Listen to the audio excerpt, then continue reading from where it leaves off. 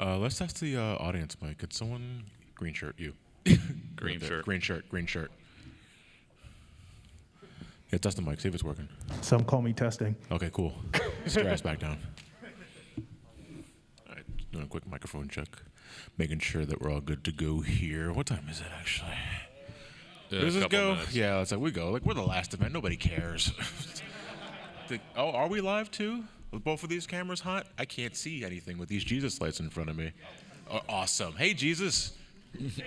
Thanks for coming aboard the MomoCon panels. The Q&A is the last thing we're doing for today. Last thing for the convention, Last really. thing for the convention, really, yeah, because by the time we're done, you guys are going to be locked into the building and you can't leave. Not till next year, anyway.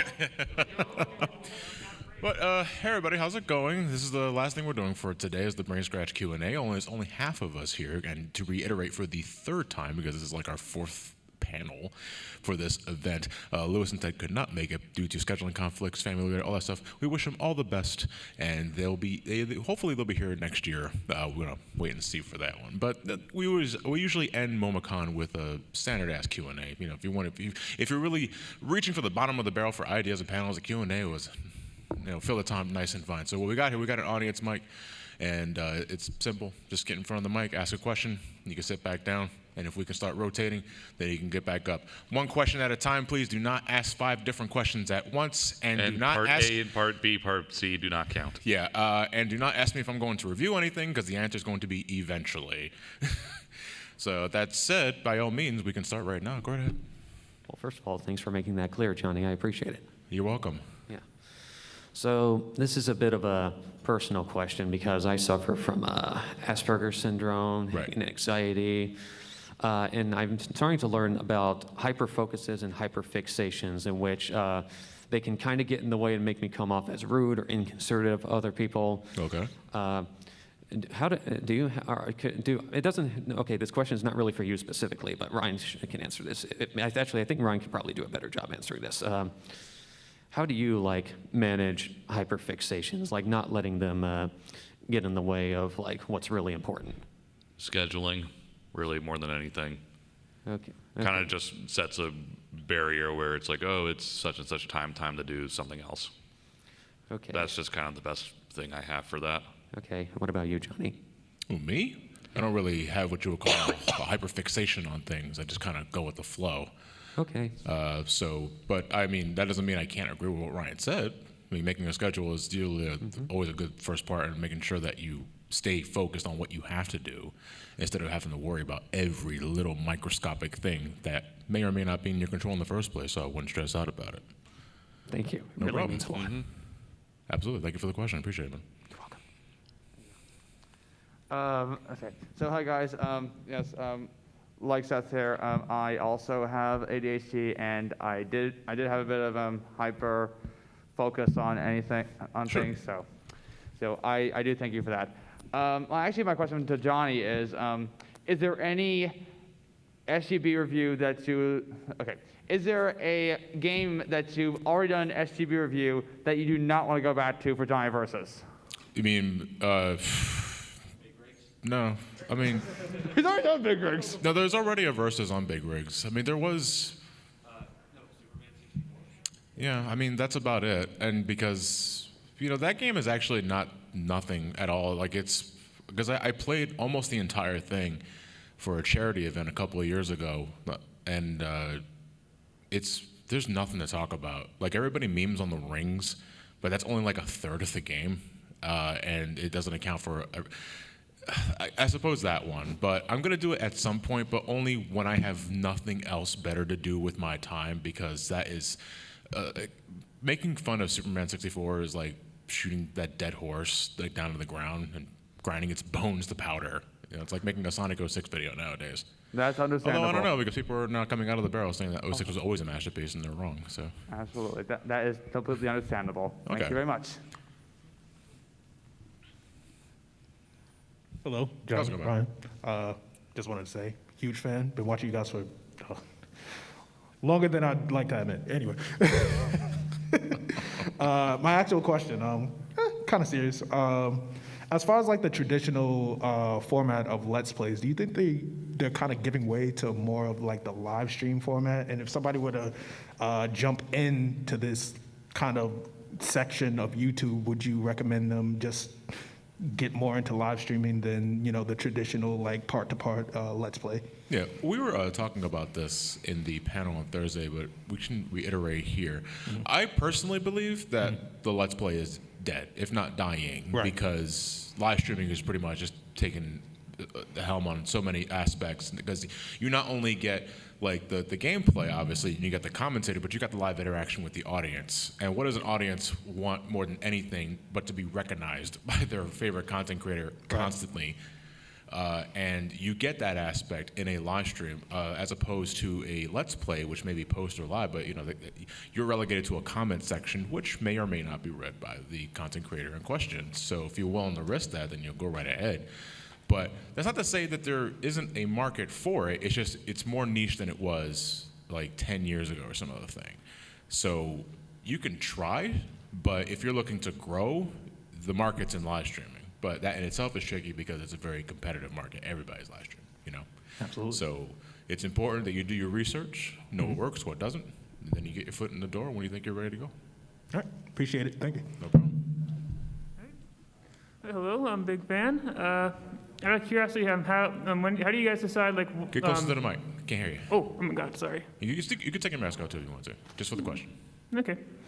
How have you guys decided on what games to play like live in person? Like say like Pepsi Man for example. Oh, like how do we choose for like MomoCon stuff?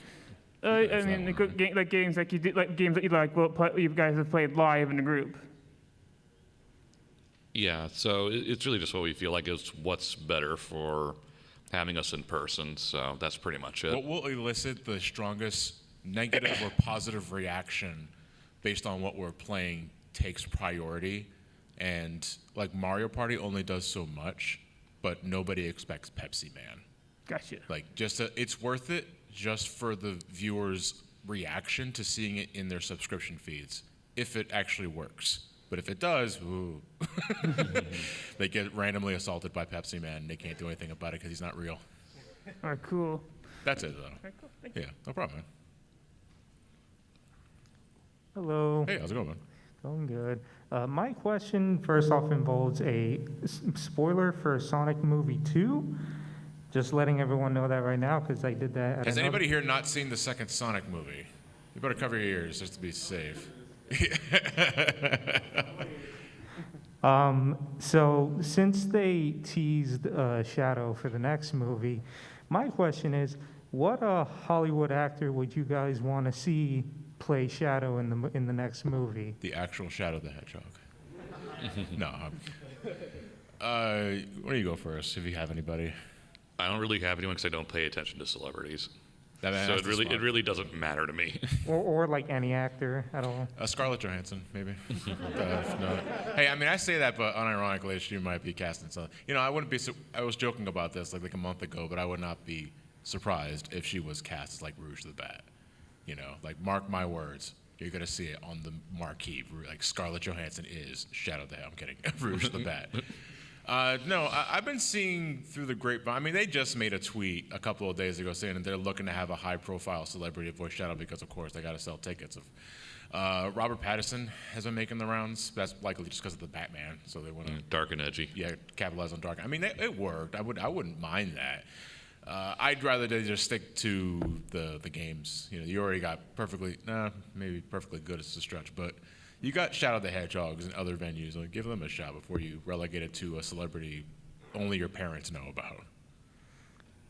If they had to choose a celebrity, my choice would be Keanu Reeves. Keanu Reeves? I love Keanu Reeves. I think he's a little too deadpan for Shadow, though. Yeah. Just a bit too deadpan. All right. Thank you. No problem. This close, right? Yeah, that's fine. Okay.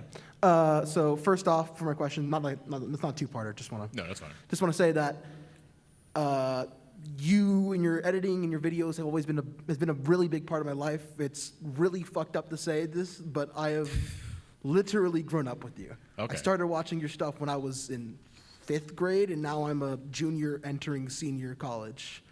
So I just wanted to say that your editing style has made a huge impact on my life and where I want to be, and I want to work in my degree choice and all that shit. Just big ups first off. Oh, I appreciate it, and also I'm so sorry. Yeah, Fifth grade? How did you discover me besides the Sonic shit? Oh, damn it. Yeah, Sonic, and then the pipeline into Castlevania, into Right. Need More Heroes. It snowballed after that. It's Okay, snowballed. You've yeah. ruined me for my That's life. cool. Just, Right. I want my reparations. All right. Anyways, I thought you were saying I grew up with me, and it's like, I didn't have a child I didn't know about, right? Fuck, they ain't getting shit out of me.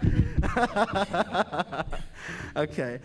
My question has to do with something that I think is dying. Oh, something that I think is dying in the media or the culture is. Do you feel that launch parties are disappearing?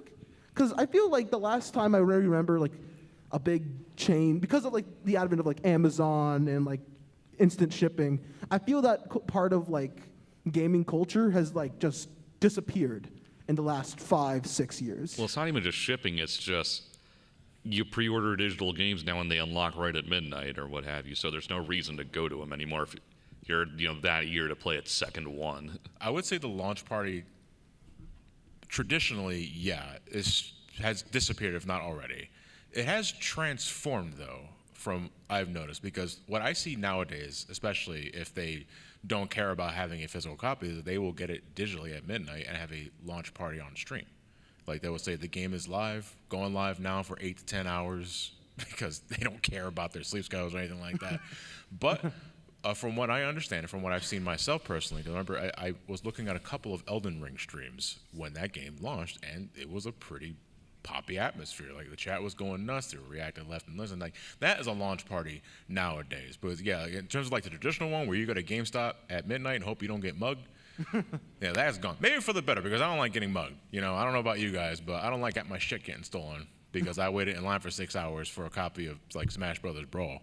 And I do miss that part of it, sure, but I feel I can also get a similar feeling at a launch stream.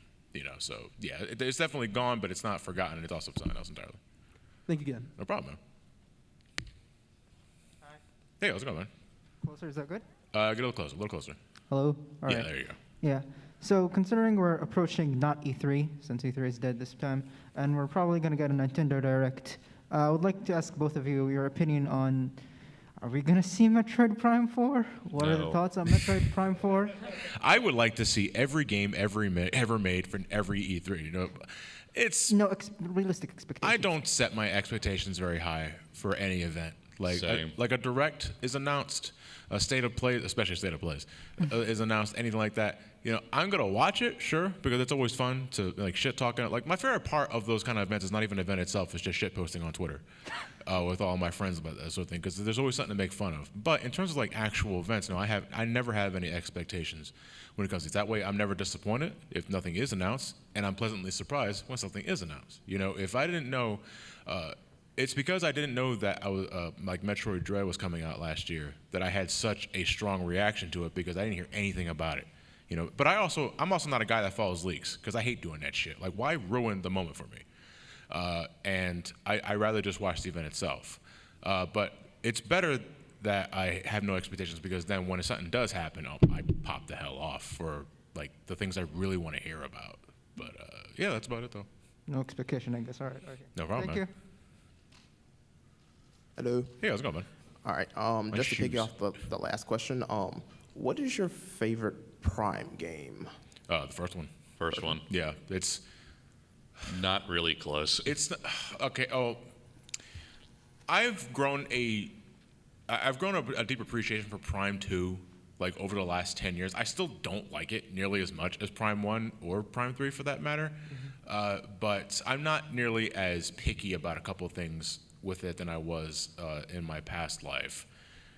It's just, I think they had something great going with the first game, and they could have made maybe at least one more game in that style before doing the whole light and dark thing that I thought was pretty tired out by 2004.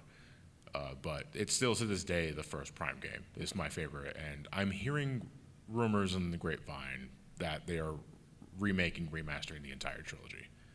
for the Switch. Or And- just the first one I hear the remake for. the first one probably the strongest candidate, and that's probably like the best thing they could do. But that is what I'm hearing. So hey, when we're talking about E3 like expectations, I know I said don't set expectations, but I would love to hear a Prime remaster.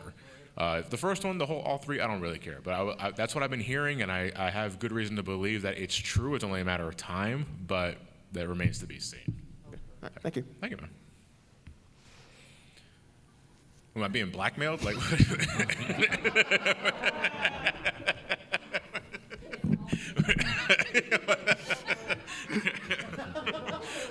what's your question, man? Yeah, Johnny, I was wondering, what would you say is your favorite thing you've sponsored? My favorite thing that I sponsored, Manscaped. Like, I've only done it once, but the reaction I got from doing that was the best reaction I ever got from any sponsor. I think this guy's talking about shaving his bald hair. I was like, that's great. I don't know how, considering I only did one of those and they didn't ask me to come back, I'm assuming that link didn't do shit. But the response I got from that sponsor alone was worth it. And I'd do it again. Yeah, Manscaped's pretty cool. Yeah. What was that? Need a demonstration? No, not here. There are kids here.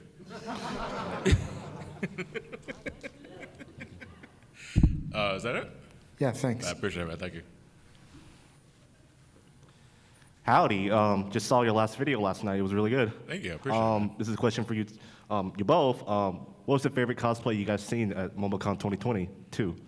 Best cosplay I've seen? Or favorite, my favorite bad. cosplay. So as a Final Fantasy XIV nut, I'm always down with anybody dressing as heroes or villains of that story. And there was one really good Reen. There was one really fantastic Emmett Selk that I saw somewhere around here. I don't know who they are. I didn't stop to say hi, but I don't like to bother people with their time.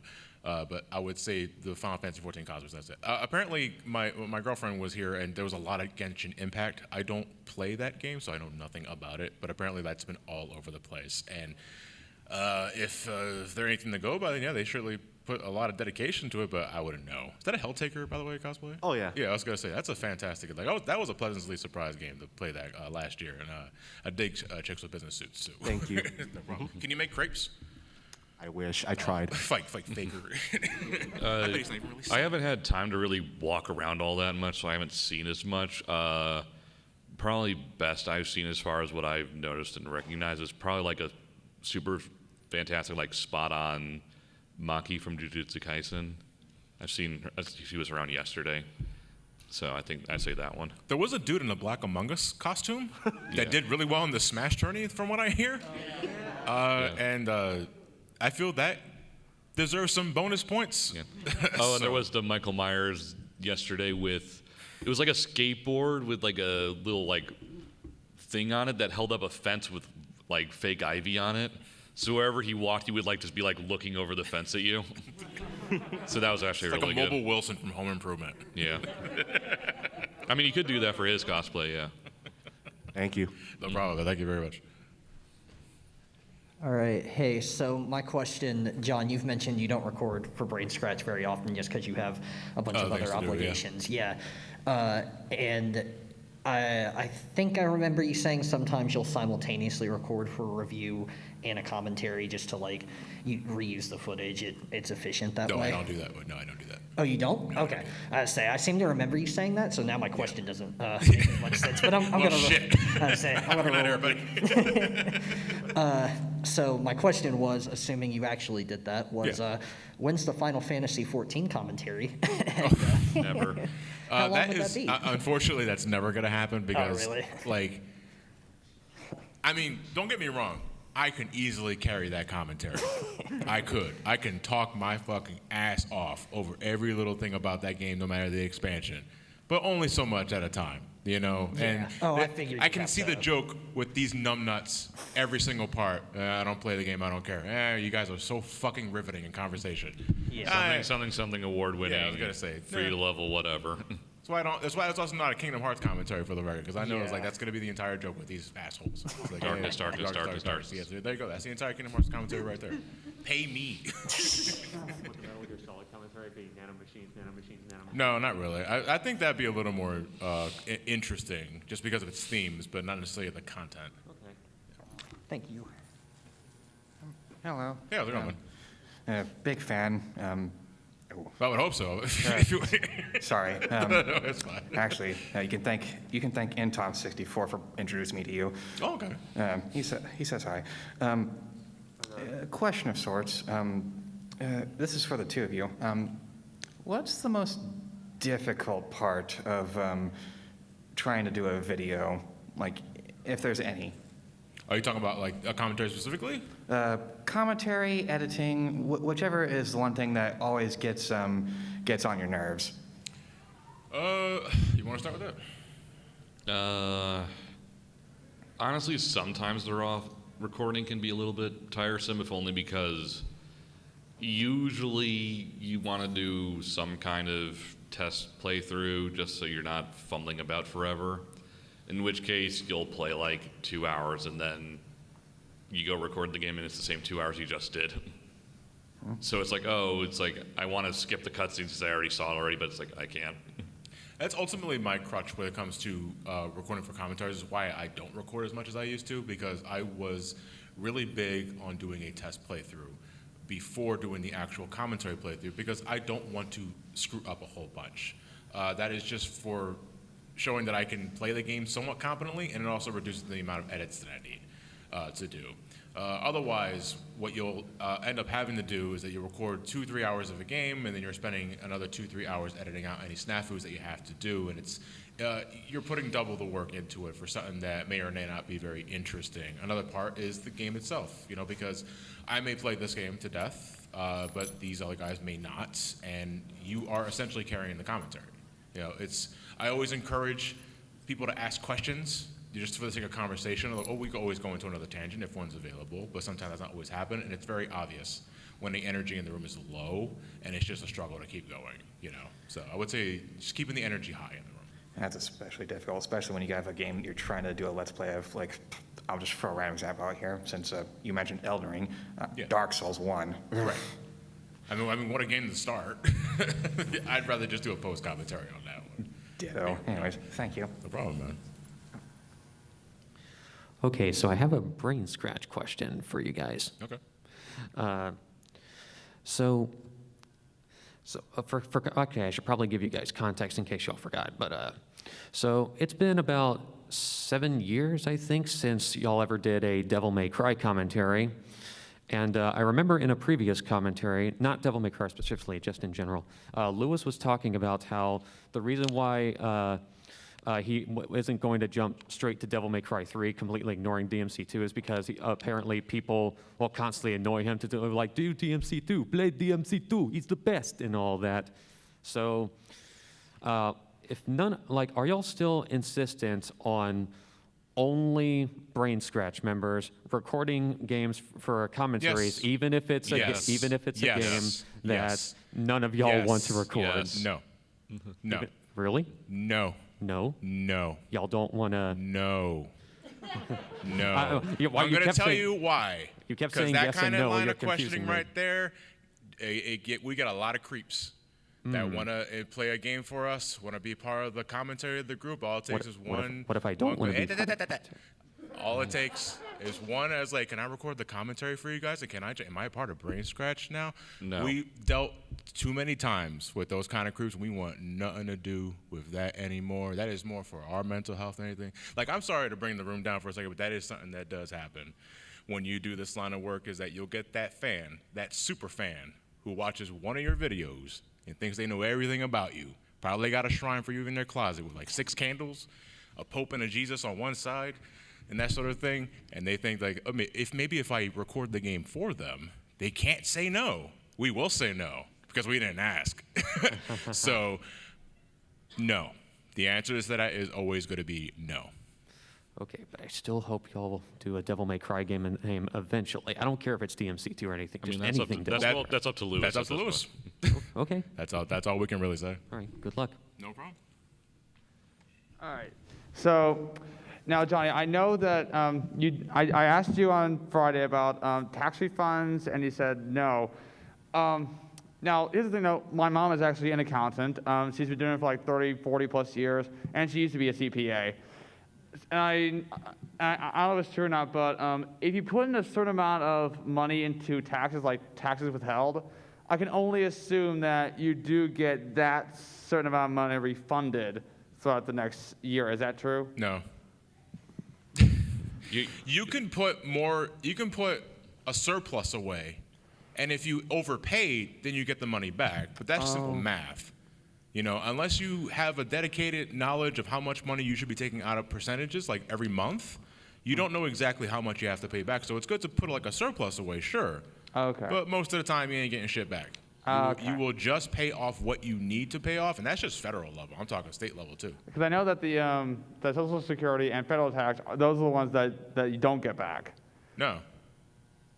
Right. Yeah, for self-employment, I should stress. Absolutely. Like if you're filling out a regular, was it a W-2? W-2. Yeah, or- W-2, W-2, yeah. Then yeah, you could taxes are taken out of your checks every Because the paycheck company anyway. Every does year, that. Yeah, right? the company does that. Okay. So that's why you get the money back. Right. But self-employed, nope. I do all that shit. I did talk to my mom about that a couple days ago, and I just wanted to ask you guys to see if it's true. Just wanted. No, it's cool. Thank you. That's why I asked. Don't commit tax fraud. Don't be like Yoshi. It's the lesson of the day. Don't be like Yoshi. All right, can you hear? Okay, cool. So, coming off from basically most of my MomoCon experience for the last 3 days, would you guys ever play D&D on a stream? And if so, would you just try to take it seriously, or would you just try to make it as comedic as you guys feel like you could? The problem is two things. One, we're not the biggest D&D people, and they take way too long to do for what we do. The other is Critical Role already exists. I mean, we do commentary. I know. Nothing's original on YouTube or Twitch anymore. I would not mind doing a D&D campaign. I've never done one, but my girlfriend Nora does every Saturday, and it sounds like she's having the greatest time of her life. She does it over Discord conversations and shit like that. And I know Ted loves D&D. I think Lewis loves D&D too. I don't know, but there's already half of us that are into the thing. So I think it's just a matter of me picking up, what do you call it? What?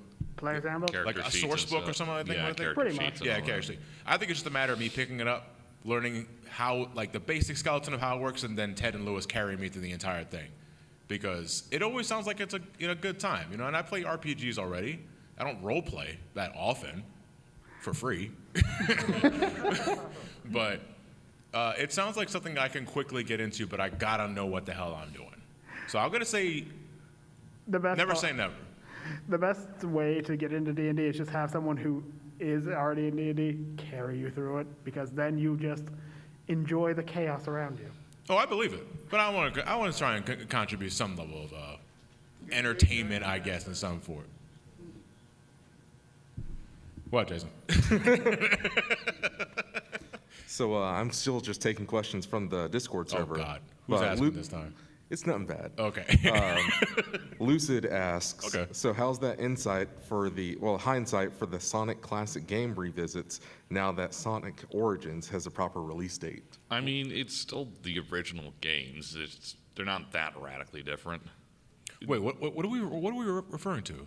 How we did the the Genesis games revisit Right. last fall, and then now the Origins is coming out. Yeah, I mean, You play the game, then a remake comes out. Yeah, of course. Not really remakes. Or but- ports. remasters. I mean, we functionally did those versions of 2 and CD anyway, of 1, 2, and CD 1, 2, and anyway. CD, yeah. So the only thing that would really benefit from that would be 3 and Knuckles, which I did complete Yeah. anyway. So Wallpapers, though. What? Oh, is it? I gotta look at that later. Hello, voice time. Hey, how's it going, man? Good. Okay, so Final Fantasy XVI. Sure.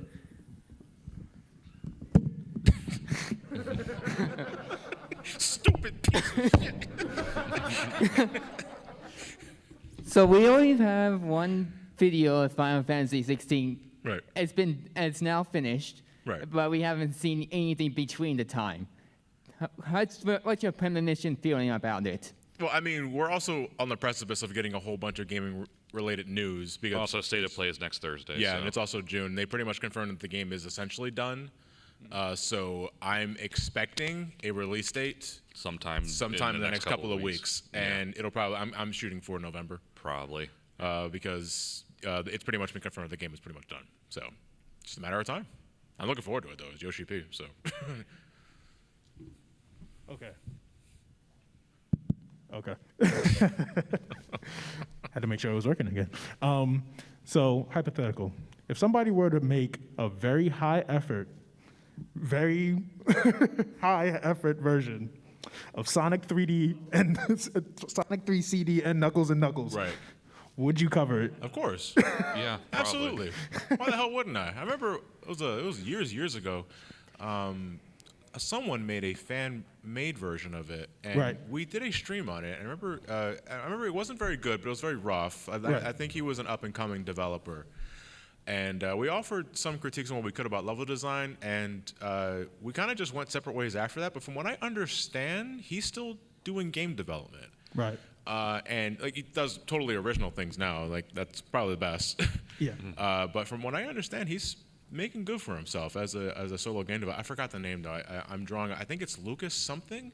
But if someone were to try again to make a game off of that decade-old joke, then I can't say no to that.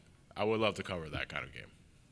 I hope it gets a 0 out of 10 though, just for the meme. Yeah, no, it's cool. It's actually like the worst piece of shit you ever play in your life. But it's Sonic, so I'm guaranteed to get good views anyway. So exactly. Hi there. Yeah, look at man. Nice shoes. Oh, thanks. It blue as shit. This could be a question for the both of you. What is your favorite non-numbered entry Final Fantasy game? Non-numbered entry? Yes. I haven't played that many is the thing. I've played Tactics and Type 0 and World of Final Fantasy.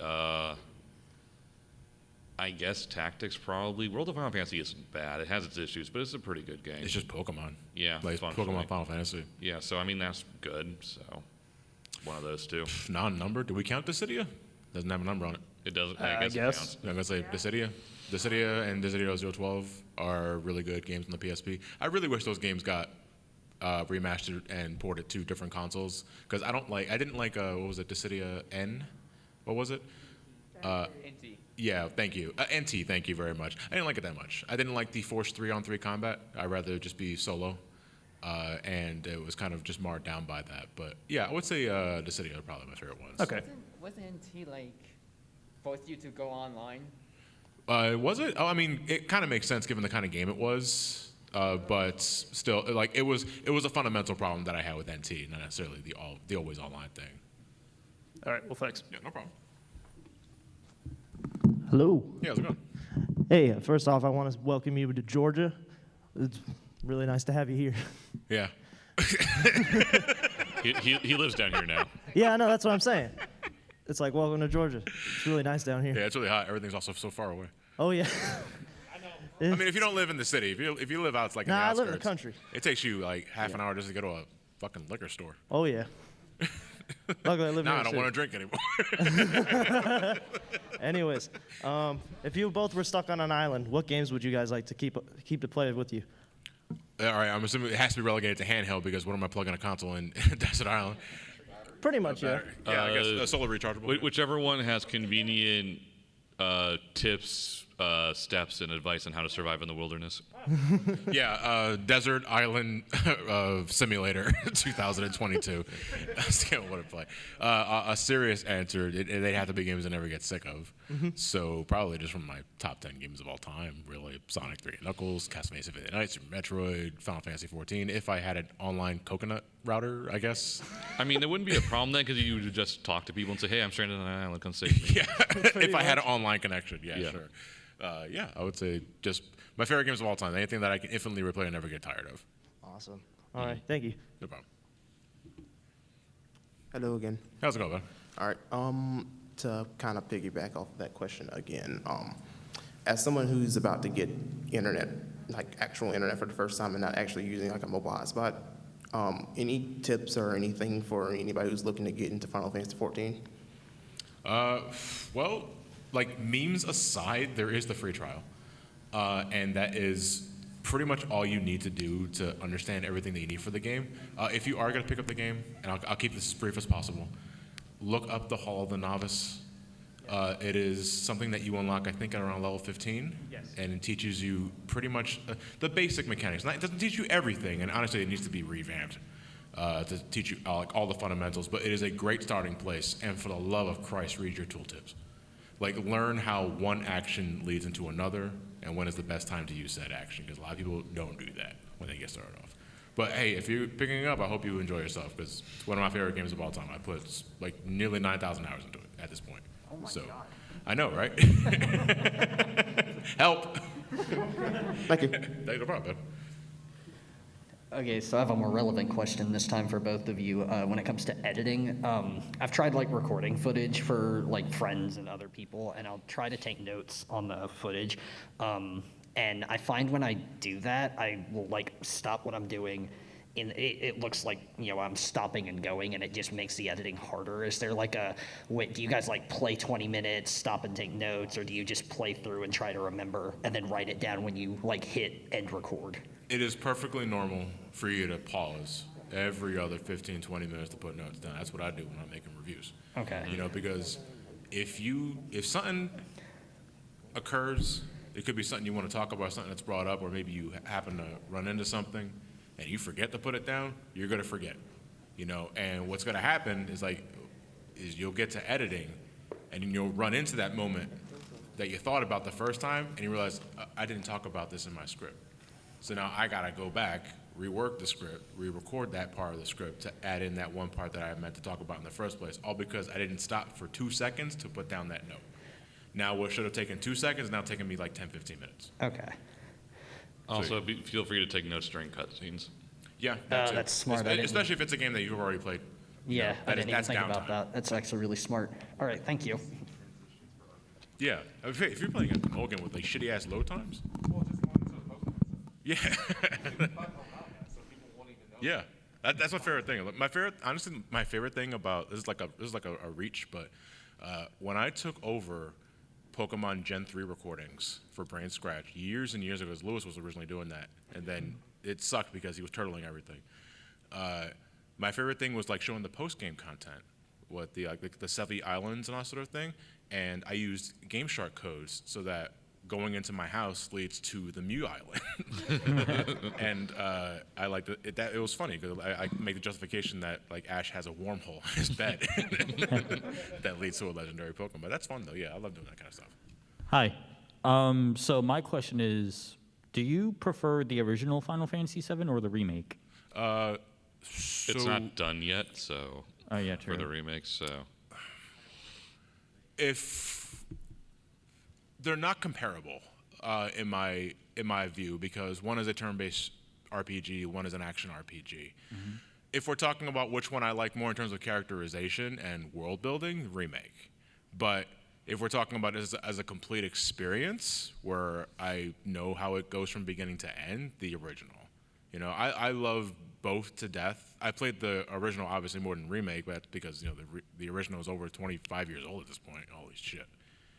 You know when you had like that realization mid-sentence that the game is a lot older than you realize? Yeah. That one. But if you were to ask me which one to play first, the original, easily. Even though I think the remake is more in line with what people would expect from a action RPG nowadays. I'd still toss it up to the original. But part of that is also nostalgic bias, I realize. Oh, okay, thank you. No problem. A slight partial joke question.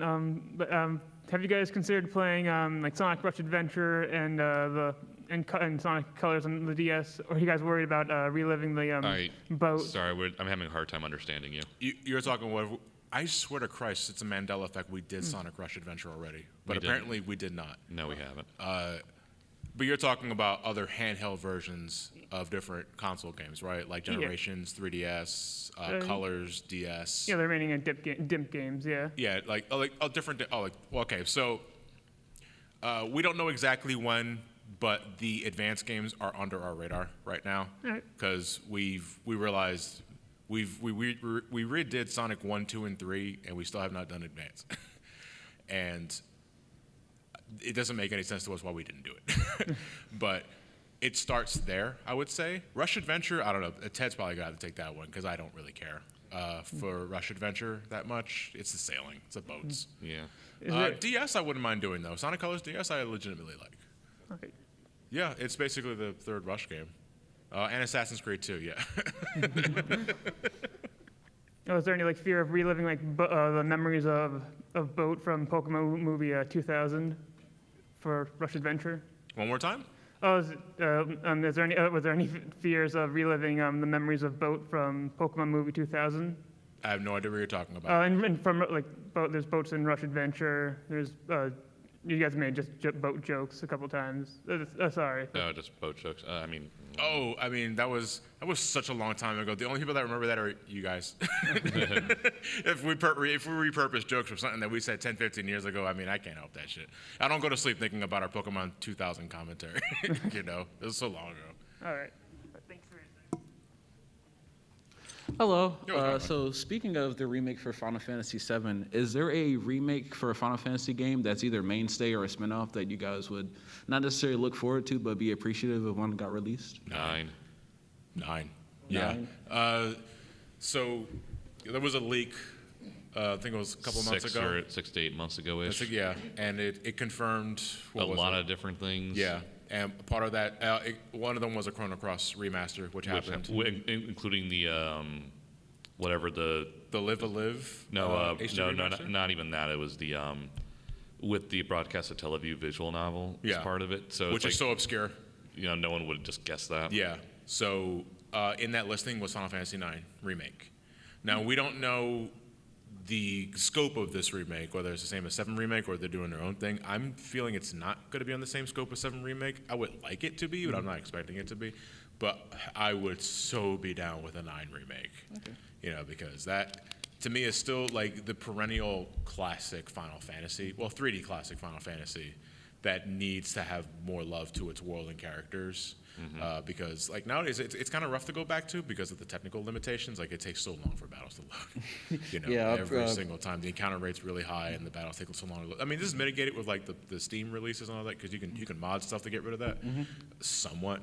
But like the original PlayStation experience, I can't tell you no, don't do that because it's gonna take forever. I recently purchased all of them on the Switch. Yeah, that too. Games, so. But like it's such a fantastic. Like not even a Final Fantasy, just an RPG, just a game with a story. So fantastic, but it needs a remake. Okay, thank you. No problem. Hello again. How's it going, Satan? If that is your real name. I wish.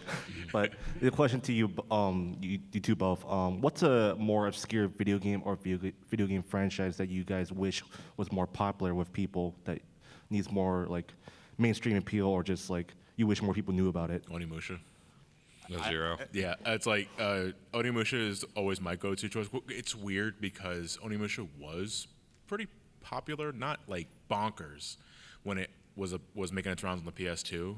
But then after like Dawn of Dreams, even before Dawn of Dreams, after Demon Siege came out in I think 2004, 2005, it sort of like nosedived.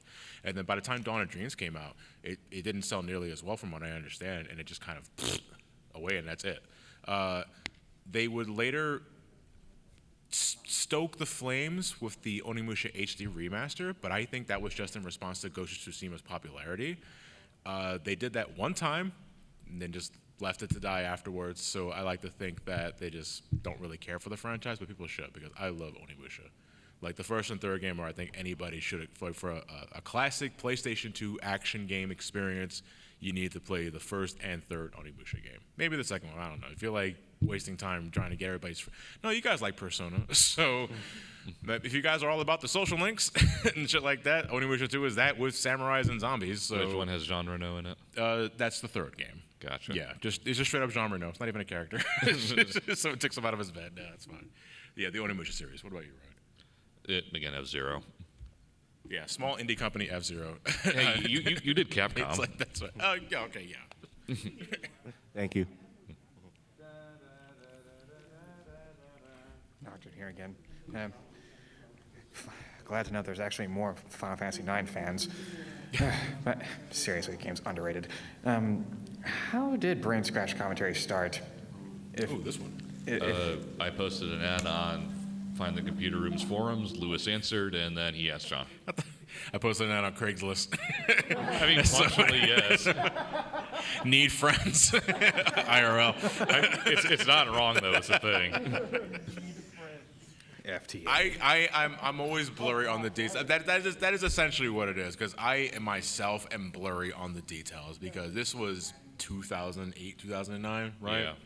And it was Lewis who asked me, because he was already a fan of my channel. Now, granted, like a fan of me around this time, I had maybe 2,000, 3,000 subs at most, and I had a couple of really shitty Sonic videos, and maybe 2 rant videos on Kingdom Hearts and Sonic the Hedgehog, of course. I don't know how the hell Lewis found me, but he was a fan of me, so he thought of me when asking to form this commentary that these guys wanted to do. And after that, we did like the Mario Bros. Commentary, and I had that really shitty Rock Band mic. The rest is history, you could say. And now we're here at the very end of a MomoCon, All right. talking with you guys and a guy in a fursuit. Not judging for the record, I'm just being observational. Yeah, we have the same dude actually. This guy is rocking like 3 different fursuits. You're loaded. You're what they call the suspiciously wealthy furry, for the record. Like I'm not judging, for the record. I don't give a fuck. I couldn't hear you because you got that mask over your fucking head. But Could be Mega Man base. no problem. Looks great, isn't it? It's funny he just mentioned Mega Man, because I was actually, Johnny, I wanted to ask, so in your review of Mega Man X, you stated that Mega Man 6 was your first classic Mega Man game, but Mega Man X was your first Mega Man game, period. But 3 years ago, you said, oh no, Mega Man 6 was my first Mega Man game, period. So which past you was wrong about that? In what reality did I say X6 was my first? No, not X6. No, not X6, Okay. X1. Like, repeat that one more time. Okay, let me try. I again. also can't believe I'm actually getting actually in a MomoCon Q&A. Sorry for No, go repeating ahead. that. Okay, so in your review of Mega Man X, right, as in the first Mega Man X, not the sequels. Okay. You said that Mega Man 6, like classic Mega Man 6, was your first classic Mega Man game. Yeah. But Mega Man X was your first Mega Man game, period. But 3 years ago, on the other hand, you told me, no, it was actually classic Mega Man 6 that was your first Mega Man game. So Right. which part of you was wrong? I was high. Oh. Okay? Yeah. I don't have the best memory. If I said one thing and I said another thing, then I ain't losing sleep over that shit. Okay. I mean, also those games came out in 1993, so. Yeah, but to reiterate, Mega Man 6 was my first classic game. Mega Man X was my first Mega Man game, period. Because I played X before I played Mega Man 6. And the only reason why I played Mega Man 6 is because I played X. I also played X before Classic, so rock on. Okay, cool. I get rock on, I get it. Yeah. And one more thing. Super excited for your Mega Man 0 and Devil May Cry marathon. I'm so excited. That's towards the end of the summer. Awesome. Keep up the good work. Tentatively. Tentatively. I can't say tentatively. Yeah. Whatever the fuck. Keep up the good work, Johnny. Yeah, thank you very much. You're welcome. Yeah, so thanks for the compliment of being a wealthy furry. Yes, I was the Pete cosplayer from last night. Oh, I know. We know. We know. Yeah, thank you. It's because I'm green, isn't it? Okay, cool. Anyway, so is there any game that you would love to do a commentary on, but never wanted to due to time or lack of interest? The list goes on. Like, honestly. I mean, I mentioned Kingdom Hearts earlier.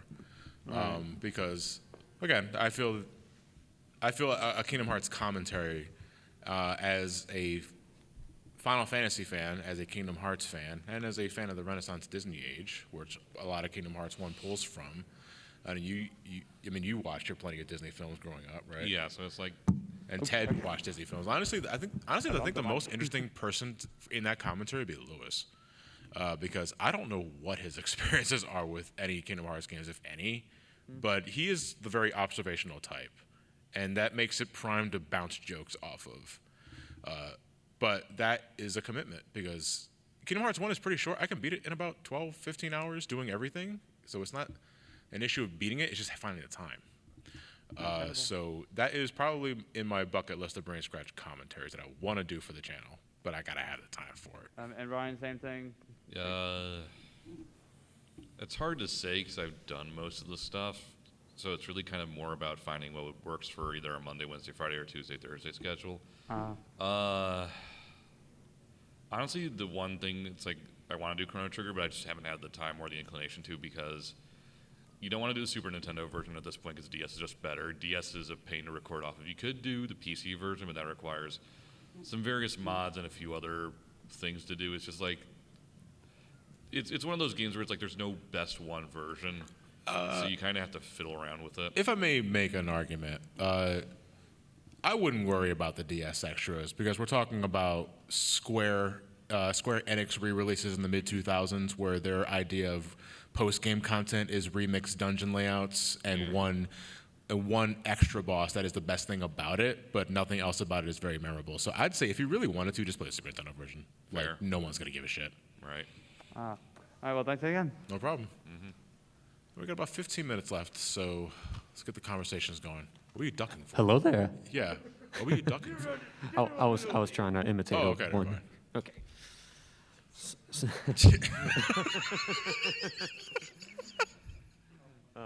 No, go ahead. Okay, so this is another brain scratch question, actually. Sure. So as we all know, y'all have done several Mario games, several Mega Man games, and especially several Sonic games. Why haven't y'all done any Pac-Man games, like complete the holy quad trilogy? What's there to, I mean, besides the World games, there's not a lot to play because they're all arcade style. Pac-Man World still works. Well, you said Pac-Man. I said besides the Pac-Man World games, they're all arcade style, so there's not much to pull from, to be perfectly honest with you. I mean, I think we did do Pac-Man 2, The New Adventures, as a joke thing once. No, that was on a charity. Right. Only during a charity event. Right. Okay, let me rephrase the question. Is there a reason y'all haven't done the Pac-Man World games at all? I never played them. We just haven't gotten to I them. personally never played them. Okay. And I think, have you played them?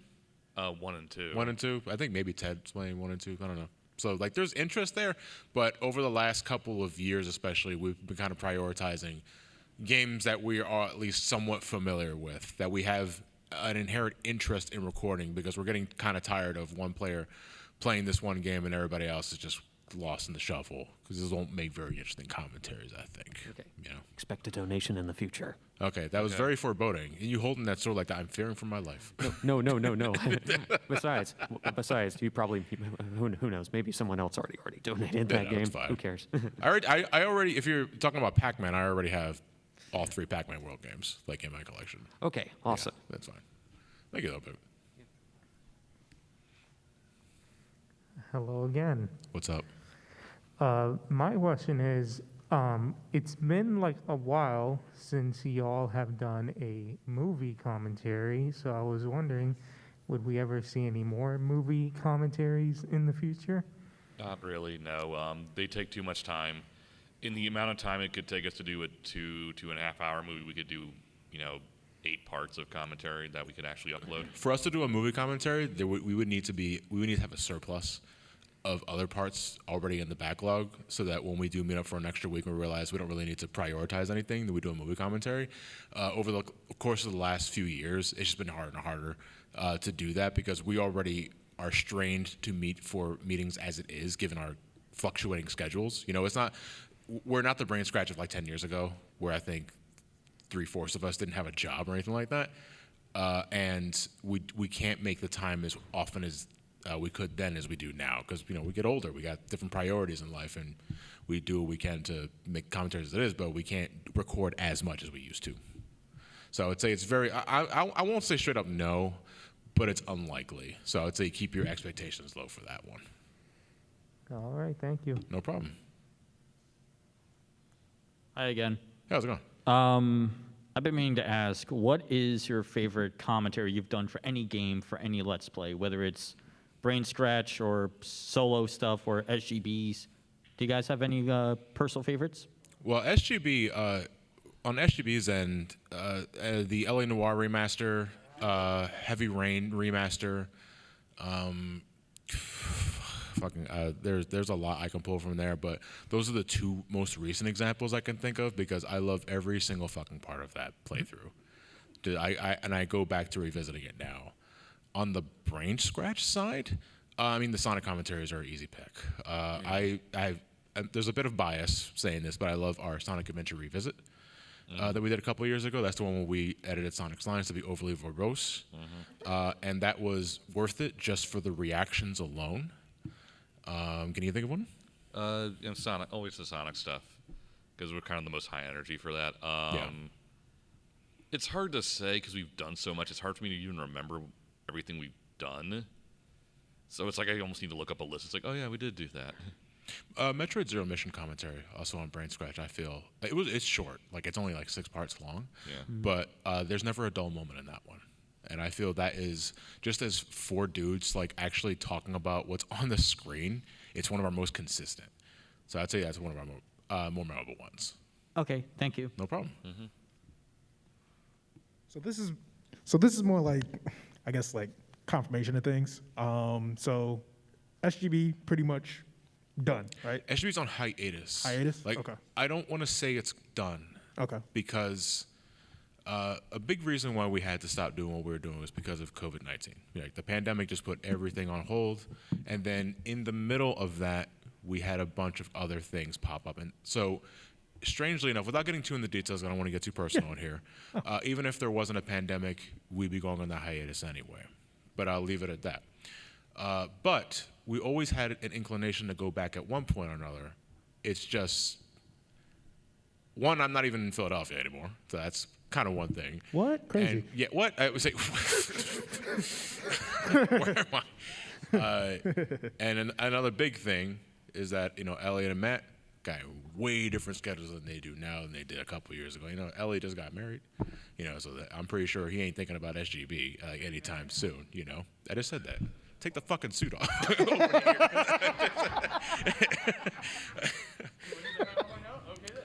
But in my head, like I see, I'm calling it the SGB Reunion tour, where I'm not necessarily sure if we're gonna like continue or finish off because I think we left Final Fantasy VII, Saints Row 2, and Spider-Man 2 hung to dry. And I want to go back and finish those and start doing like some of our most wanted Let's Plays before we close it up for good. But the tricky thing about that is that I want us to still do that in person live, because we've been asked, and I thought about it, well, why don't you just do it on Discord?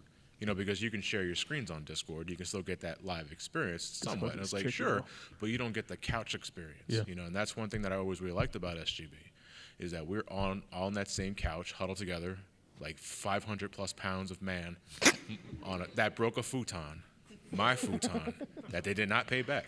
Right. But that you can't beat that sort of live experience. This is great. No, I'm remembering something else. This fucker lost a futon.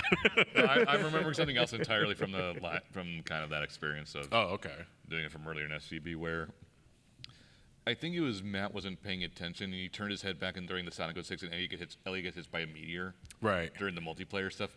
Oh, and yeah. he just doesn't stop laughing for like almost 10 minutes. Ryan, Matt loses his fucking mind because it was like, everything was out to kill Elliot that day. In Sonic 06, nevertheless. That memory is still brought. I think that first part of the 06 multiplayer stuff in SGB is still like one of our most viewed stuff. Like it has like over 2 million views. Right. And what a fucking first impression, because our mic quality is awful in those videos. But I want to do the SGB Reunion tour, and I think the only way that's gonna happen now is if Elliot, Matt, and myself make time outside of like conventions and all that sort of thing. Because I'm pretty sure you guys are familiar with like the Runaway Guys and all that sort of thing, and they have like the Runaway Guys Coliseum, or they do like their Let's Plays. What they do is they take time out of their schedules to fly in one location, maybe a hotel or a house, and they'll spend the week recording shit, So I'm thinking that's what we need to do at some point if we're serious about this, but it's finding the time, the place, and the money, because travel ain't cheap. But I want to do it because I don't want to leave SGB like that. It's like I haven't gotten paid for that stuff for so long, but I want to do it because I genuinely liked doing it. But it's all about having the time and money for it. So we have 5 minutes. These will be the last 2 questions. Okay. Oh, I just have one left. You could just give me a quick answer for the second part, but it's basically related to the whole SGB thing. But like, some call me Johnny. Right. You're basically gonna do this until the wheels fall off. Yeah, until I die. Essentially, I don't see myself ever stopping this because I like doing it. Okay. You know? Yeah. Well, make time. Until the IRS catches up, yeah. So yeah, last two questions. Hello. Is there any anime or cartoons or anything of the like that you guys have been watching recently, like of note that you want to talk about? Yeah, Spy Family. I was actually just catching up on Spy Family earlier today. I need to watch Saturday's episode. So like I ran into that show a couple of weeks ago because one Discord that I follow. But no, it wasn't that. I was watching it before that. Okay. We're posting images about it, and I was like, oh, I guess it's like the new series from Crunchyroll that I guess I'll watch. I know like the manga's already a thing, but I really like the anime that much that I don't want to read ahead and like spoil the surprise for me. So I'm catching up on that right now. That's like the only thing I'm really currently watching, because besides that I'm the born adult who watches Better Call Saul. You know, a fantastic show, by the way. You should also watch that too. But on that side, yeah, that's pretty much what about you. Spy Family. Finishing Young Justice for the season. That's about it, really. Thank you. No Damn. And you will be our final question. Okay. What? I tell you, I don't know where they are. Look here, how was Elliot's wedding? How was Elliot's wedding? Yeah. It was, all right, so Long Island, New York, I swear to Christ, is just a mirror image of Philadelphia. Because, oh, is it? All right, well, you took a lot from us, you piece of shit. There was, the venue was, I don't remember exactly what the exact location is. It's not too far from the airport, but we were driving down this boulevard that I swear to Christ was a one-to-one mirror image of the Roosevelt Boulevard in Philadelphia. And I thought we were back home for a second. I was like, what the fuck just happened? Yeah. But the wedding itself, you know, it was pretty standard, all things considered. You've been to one wedding, you've been to all of them, unless, you know, you go like to like one of those real grandiose ones where you're in a church and some other shit. We're like at a POW center with like a gymnasium and other shit. But it was good. There was a lot of good eats. There was a lot of music of the time, and I was expecting like the Electric and Cha Cha Slide to play at some point, which both did, of course. Because the parents and grandparents are old and only have one joke.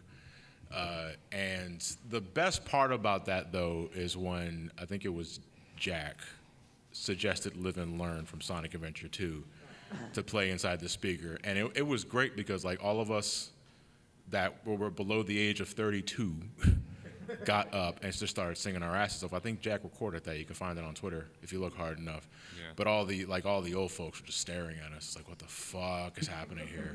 I was like, fuck you guys. You don't know what's cool. That was probably the best part of it. I mean, obviously, besides Elliot and Sabrina getting wed, you know, getting engaged and tying the knot. That was probably the best heartwarming moment. And I got to eat a stuffed pig for the first time. That was really cool. I had no idea that those stuffed pigs that you see, I think it's like a Dominican dish, are actually just like piñatas, essentially, because it's not just meat. They're stuffed with rice, a bunch of other seasonings. It's weird. Like someone's putting a fist up someone's ass and they pull out some rice. Like out of it. It was like, what the fuck? Anyway, I'll take some. All right, thank you so much for all coming out. Yeah, guys, that is a wrap for MomoCon 2022, I guess. I hope you guys enjoyed your stay. If you're here all 4 days, you guys are troopers. You know, I'm getting ready to get the fuck home and go, you know, hug my cats for like 6 hours. Just real quick, if you are at all interested, I am attending Too Many Games next June, not this June, this coming June. And for those in the Georgia area and the Atlanta area, I am also attending as a guest the Sonic and Sega Fan Jam. That's happening in, I think, November. There is a Kickstarter happening right now where you can get your badges pre-sale. So go visit the websites. I don't know exactly the websites, but that is happening. I will be there later this year. So have a good night, everybody. Take care.